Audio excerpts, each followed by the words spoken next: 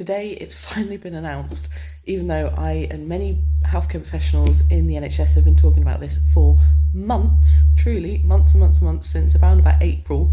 We've been aware that this is all going on, but nothing in the news, not shared with the public. But finally today, thousands of NHS staff are going to be made redundant, and it's finally, the reason it's in the news now and not before is because they've agreed, or the Treasury's agreed, to give out £1 billion or something to pay for these redundancies.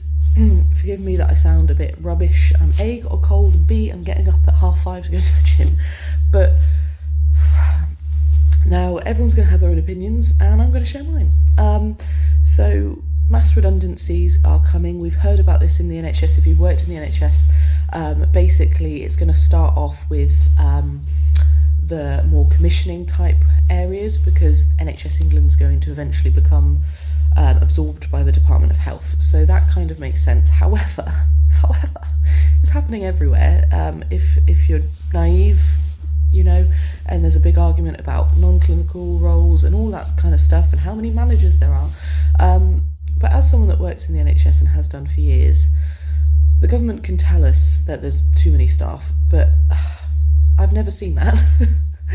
I've seen wards managed with skeleton crew. I've seen, I work in cancer, and it is dismal, to be honest. The rates of patients getting diagnosed by cancer is going up at an unbelievable rate.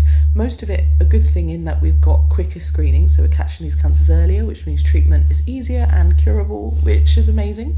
However, through this massive increase, and I'm talking huge increases, no extra staff.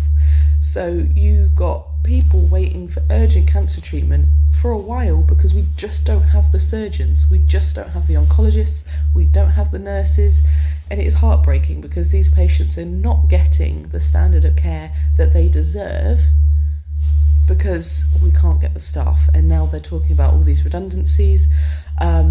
Most trusts are being really transparent to their staff. They're going to focus on corporate areas such as the kind of exec team, the kind of people operations teams, and kind of finance teams, because there is going to be use of AI that is coming. However, I think we've all had dealings with AI. I think there's areas where it can be really useful, but I don't think it should replace the role of human contact. And yeah, for me at least, for a while now, it's felt like working in the NHS is you're standing in a sinking ship with your little flag, with all your teammates running around just trying to, throw buckets of water out at the sinking ship, even though the holes are only getting bigger. And something had to give, but it turns out what's had to give is the government's just going to let us drown, which is a little bit... all I can say is I feel for anyone that's currently going through this whole redundancy process in the NHS, particularly because a lot of people were told they were going to be made redundant a while back, but no funds to fund the redundancies. So they've still been working, even though they're aware that they're going to lose their jobs. So whatever they're going to say, I just don't believe that we have too many staff. They're going to say that COVID, they employed loads of people to deal with COVID, and now we've got too many staff. I think prior to COVID, we didn't have enough staff. Then we got extra funding because we had more patients in need, which is the right thing to do. However, I still don't think we've got enough staff. I think the reality is people are living longer, more comorbidities, more health needs, more people are accessing the NHS. I think the truth is the cost of everything's gone up, and the government just can't deal with the fact that the NHS costs so much. It's a real shame. I don't know what the solution is. I'm just having a little nag.